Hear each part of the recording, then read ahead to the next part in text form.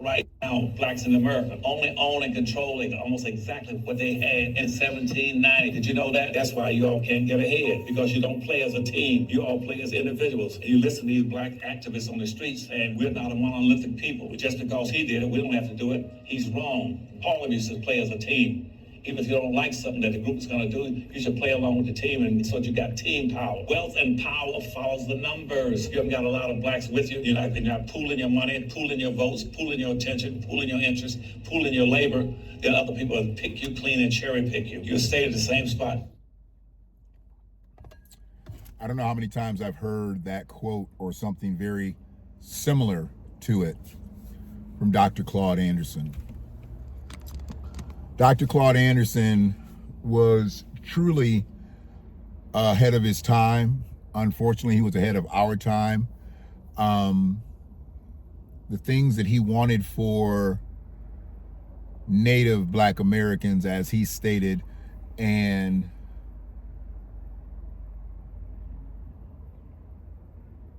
what he wanted for us on an equity stance, because equality got us nothing, because there's plenty of people that are at or near the bottom. And if we're equal to that, then that's nothing. But he was trying to put us in equitable positions, knowing that that's the only way you get anywhere in this country is with equity, not equality. And I've always said, I don't want to be equal to anybody, especially if it's this person that's right next to me that ain't got shit either. I understand that Black Americans were rendered a bottom caste by all of the things that have happened in this country since it's been a country, and maybe a couple hundred years beforehand. But you bring in other folks and you want to talk equality and everybody's equal. No. We are not equal. We may all be created equally, but we don't end up that way. And I've never looked to be equal to anybody. Now, I know the generation before us and the generation before that, they were looking for equality. I grew up in the age where I learned that equity was something that I needed to get by. And you get that through solvency. You get that through entrepreneurship. You get that through high level employment. So you can't be a bottom earner and end up being a high level,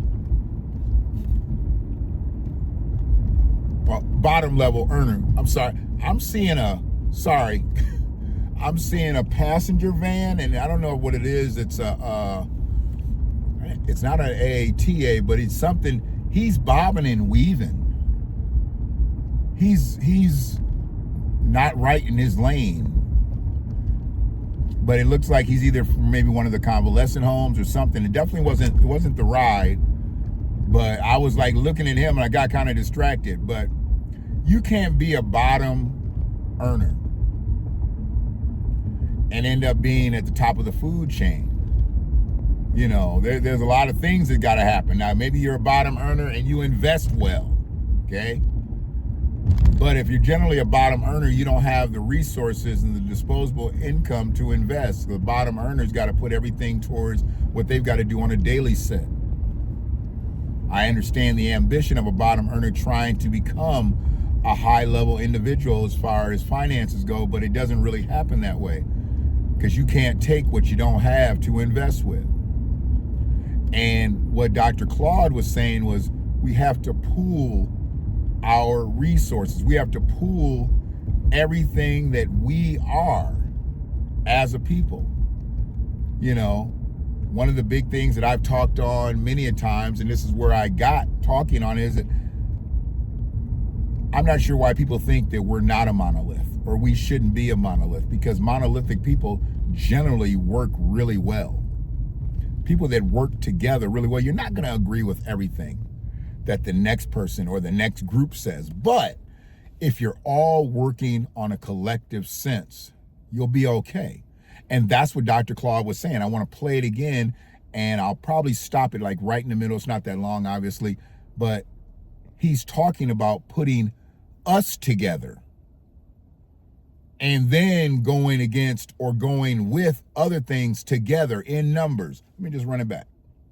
Right now, blacks in America only own and controlling almost exactly what they had in 1790. Did you know that? That's why you all can't get ahead, because you don't play as a team. You all play as individuals. And you listen to these black activists on the streets saying we're not a monolithic people just because. And it's not just black activists. So I'll stop there and correct Dr. Claude, which I don't generally too much, but I will correct Dr. Claude in this. It's not all black activists. It's a lot of black politicians.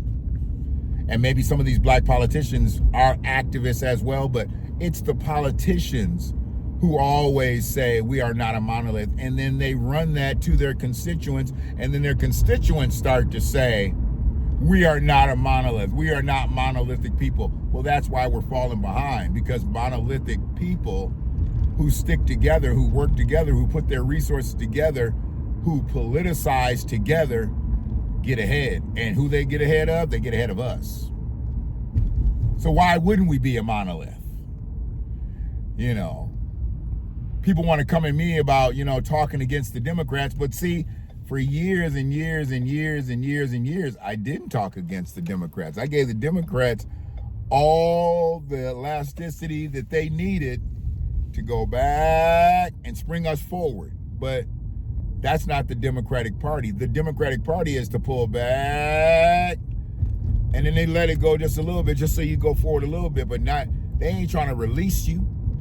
They ain't trying to let you go. They ain't trying to let you be great. The Democratic Party is never trying to let you be great. They might let you be okay. They might let you be fine. They might let you be pretty good. Rarely are they gonna let you be good, and damn, they sure ain't gonna let you be great. That's the Democratic Party. The Democratic Party needs you to need them. They don't want you solvent. They don't want you solvent. What does solvent sound like?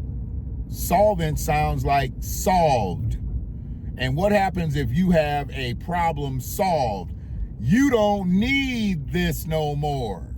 If I solve this problem and it's not an issue anymore, okay. So if our problems as black Americans is solved, what good are the Democrats? The Democrats are not the party to solve people.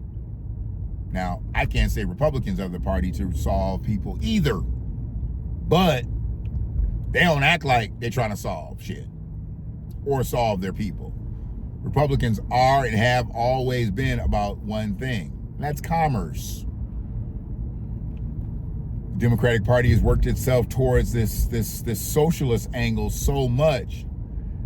And yes, I'm about the people, but I've always said I cannot be for the people if I can't help the people, and I can't help the people unless I'm solvent.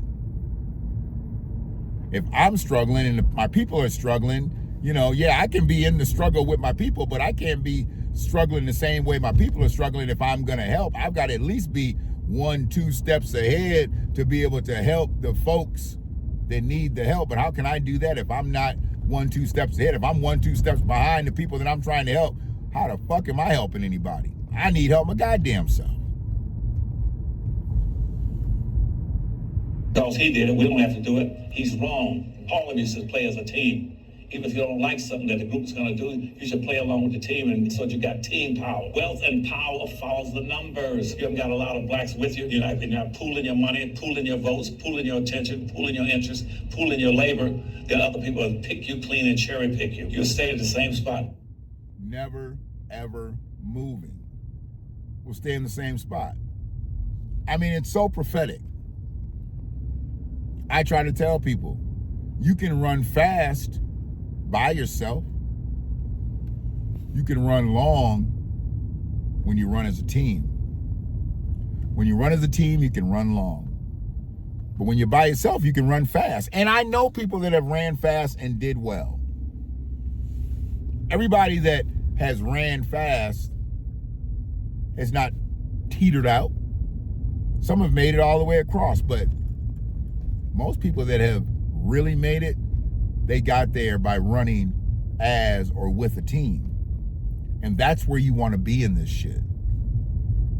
You want to run long, because this ain't no sprint. This is a marathon. Everybody thinks that they can just run this race and get to the other side. No, it's not that easy. If it was that easy, then everybody be wanting to make a million, the Powerball and this, that, and the other, to be hitting a lottery number.